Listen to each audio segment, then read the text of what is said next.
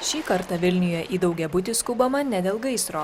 Pagalbos prireikė Justiniškių gyventojui, kurio butą užpuolė šie vabzdžiai. Galvoju, galbūt viena musė tiesiog į lempą įlindo. Pabandžiau išardžiau tą lempą. Girdžiu, kad toliau ūžia, bet ten giliau. Galvoju, kaip jas iškrapšyti. Pradžiai bandžiau medum viliot, bet medum nesuviliojo. Sugalvojau limonado butelį. Tiesiog paėmiau, įpyliau šiek tiek limonado, įdėjau tą butelį ir pradėjo lyst. Ne viena, ne dvi, o 10. Tai kokių 30 mūsų paskendo limonadė. Tada jau rimtai išsigandau. Va, matot, išlindo, pažiūrėkit vieną. Matot?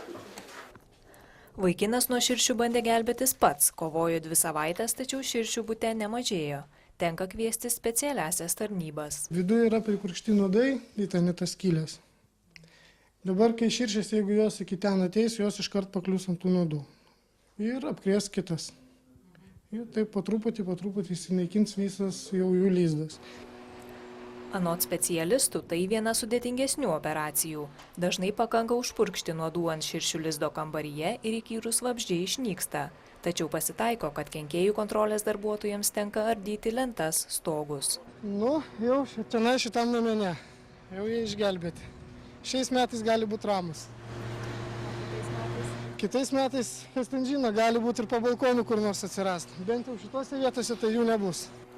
Žmonės įkyrių vabzdžių gali atsikratyti ir patys, bet tik tuo atveju, jei visiškai pasiekiamas širšių lizdas.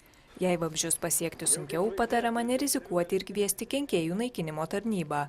Ypač atsargus turėtų būti širšių nuodams alergiški asmenys.